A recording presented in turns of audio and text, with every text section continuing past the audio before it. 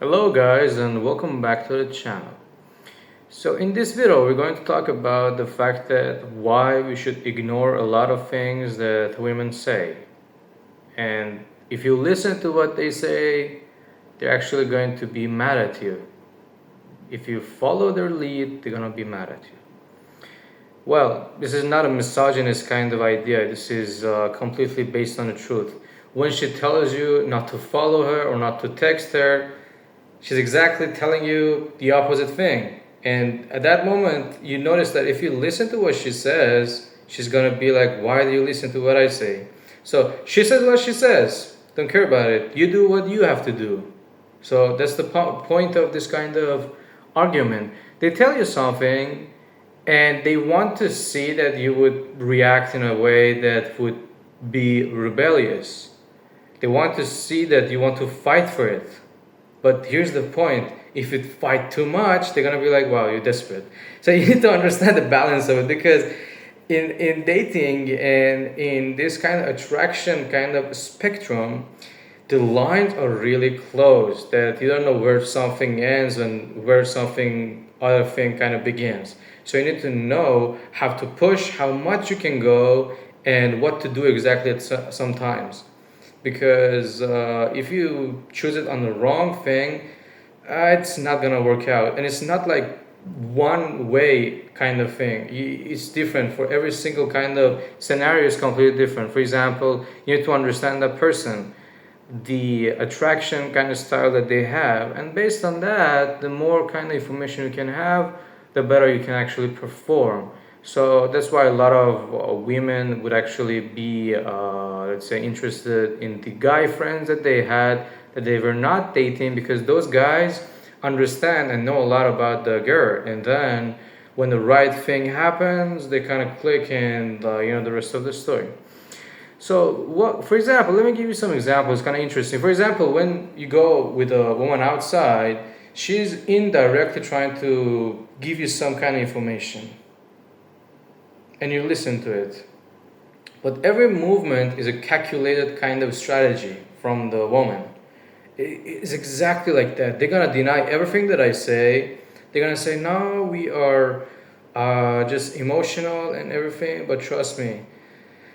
Look, the makeup that they have, they try to fool you.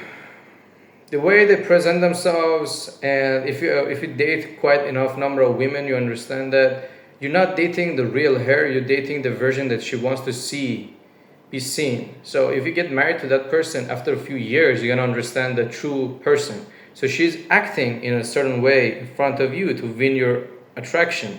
So it's all about that thing. So you need to understand these kind of things. And by the way, I'm just giving these kind of things for free. And most people would never actually talk about these topics. And it would take you a long period of time in the life to experience it, because life is like that. It will first test you, then teach you. But at the school, at the university, they will teach you first, and then they will test you. So that's the exact paradox, the beauty of it. So in life, you get into a situation, and then you don't know what's going on, and you be like, wow. Then you make a move, calculate the risk, right or wrong, but then eventually you understand, okay, that was partially right. If I go back, I would not make the same mistake. And that's the beauty of life. So if you can have a mentor, you can actually increase the chances of the knowledge. But back to the topic, why we should ignore what they say. If you listen to what a typical one would say, she would tell you that she wants a guy who's kind, who's nice, who would go to work, provide for her, and these kind of things. But if you look at the truth, that guy is really boring. And it doesn't really ignite any feeling in the woman, because women are going to be bored very quickly, and they need some feelings to be ignited in themselves. So if you know how to like give them a show and entertain them in a good way, you would be the leader. That's a part of the thing. But if you don't know that, and you will be agreeable and predictable kind of person, it's not gonna last. Long story short, it will drift apart in a very short period of time, even if after marriage or something, because they need someone who's disagreeable, who's the leader, and who can push the kind of ship forward. If you look at thousands of years of evolution, it's all the evidence that prove what I say. Every leader, every king that used to live centuries ago, I mean, you can read the history books, had this kind of characteristics. And women actually used to fight to win that kind of person. And that guy had like access to a lot of different women, because if you look at it like this, the top of the hierarchy of power, guy and a woman, normal guy, normal woman, low status guy, low status woman. All these guys and all these women had a date. It's not like equal, it's not like that. Women date up. So the low status, the middle, and the high status all want the guy at the top. So the lower you would be, it would be more challenging to find the right mate. You see?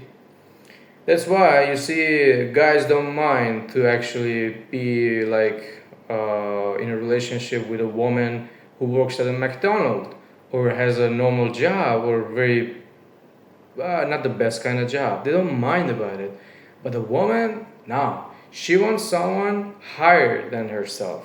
In terms of money making, definitely higher. In terms of job, in terms of academia, in terms of everything.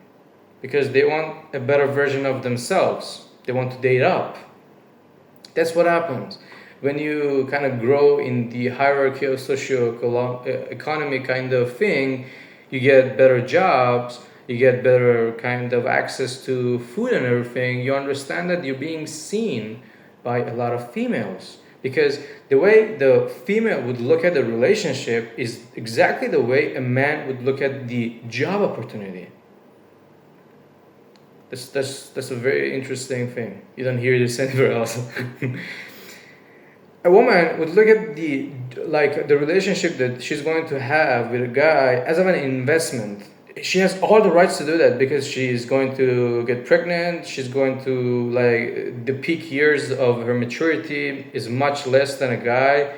I prove everything that I say because the woman would be at the peak of attraction around the age of 20 to 25. But a guy would be at the peak later on when he has the resources, money, fame, power, probably like 30, 35. Some people, it's not an average kind of age, but women hit that kind of bloom stage at a very earlier kind of time compared to guys who would have to work a lot. I had a friend who told me for a woman to actually drive a nice car, she just needs to text a few guys on Instagram. And the car would come and she would be able to drive it or go on a vacation or go on a yacht. A 20-year-old can do that very quickly. But for a guy, he needs to work so hard that he will be able to buy that car, buy that yacht. So there's a huge difference in that. I'm sure you can follow that. So in the dating, they would tell you a couple of things, but when it comes down to the reaction, they completely react to other people. For example, toxic guys. They're really addictive because they know how to trigger the mind. When they trigger the mind, you would be addicted to that kind of feedback. And you want more of that because they know exactly when to pull away. They know how the attraction works. Because a guy who's predictable, who's always available, you can read that. It doesn't ignite you. It's but a guy who does a lot of things, who's unpredictable, and at the same time, he's got good characteristics and really good confidence. The confidence does not come from nothing. Again, the example of tribal kind of mates of ours, like ancestors, the person who was confident back thousands and thousands of years ago had something. He had a nice body. He was competent. He was a very great kind of person, and he could take the role. So if you have the confidence, that shows the fact that you have other things. Because when it comes down to dating, It's not like if you be rich, you're gonna be successful. Success in the life is based on the logical kind of aspect, but success with women is completely a different game. It's like a psychology kind of game. So that's why when you see there are a lot of rich guys, there are a lot of millionaires, there are a lot of like you can let's say read the names and see how many times they had some kind of relationship was not successful, or you can read that because it's a complete different game compared to the path to, let's say, success in a job career, because you need to understand the psychology of the person. That way you know how they think, you know what they're going to go through, and you can do these things. At the same time, you need to keep calm all the time, but when the right time comes, and will come, you should show them that who's the boss, who's the powerful guy. Jordan Peterson has a great kind of example for this. He says it's better to be a warrior in a garden than a gardener in the war. Like, you need to get a lot of strength, you need to be very much powerful, like a monster, and then you need to learn how to control it. Then when the situation comes, you know how to take care of yourself. But if a guy or a woman as well, they're weak and they're calm, it's not really, very interesting to date. It's not interesting to hang out with or be as a friend of. So that person needs to prove himself, needs to be pre-selected. And all these things will happen with experience. It's not like you watch one YouTube video here and you say, yeah, I got it all. Your mate Momo is going to explain this kind of things. It's not like that. It's like the experience. The more you experience, the more you go through this kind of things, life will teach you the lesson. It's like swimming. It's not like you can read a book on swimming and you go swim. You need to go to the swimming pool. You need to start. You need to make mistakes until you do it. Because as a guy, you have to do the thing first and then you have to do it right. It's not like wait for the perfect moment. The perfect moment never comes. You have to just find it and you have to just keep on pushing until it happens. Just keep on going, moving on, and through repetition, perfection will happen. But if you just wait for the perfect time, it never will come, and you will be wasting your whole life waiting for the right time, because there is no right time. The best time to do something was 10 years ago. The second best time is today. So when it comes down to dating, you can watch these videos on YouTube, but you need to take action and you need to go out, you need to find these things and experience. You might not, let's say, succeed in the first try, but if you push forward, you will succeed. There was a, let's say, survey that they done, which was the fact that if you want to write an essay and you begin to write try to write the best essay you can. If you write 5 essays, probably one would be great, with the fact that you're trying to put the best you can into it. But if you try to make just essays, not, you don't want it to be perfect, but you make, instead of 5, you make 30 essays. More than one would be actually a golden kind of essay. So perfection happens through experience, through moving forward. And when you continue something like writing, for example, a poem,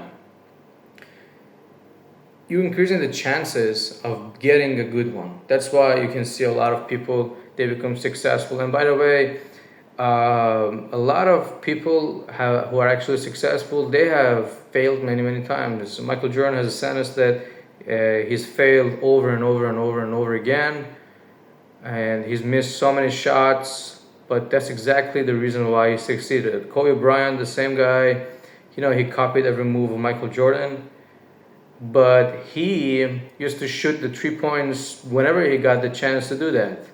A lot of people hated him for that, but he became successful and he became a really well-known kind of basketball player. Now these days, Steph Curry is a great basketballer. He shoots the shot and he shoots it very quickly. Imagine if Steph Curry would be like, I'm not sure if this is going to go in. so he will gonna lose a chance. So these examples would show the fact that you're gonna miss 100% of the shots that you don't take. So just shoot the more shots, mate. When you see the opportunity, try. You might fail, but without trying, you already have failed. It's like if you don't ask a question, the answer is going to be no all the time. But if you ask a question, maybe it will be yes, maybe it will be no. So you ask the question, if it's no, you ask another one. And eventually you would get there. And yeah, let me know what you guys think about this sort of video, and feel free to subscribe to the channel, like the video, and you're probably gonna like one of these two videos that pop up on the screen. And yeah, until the next one, have a good day.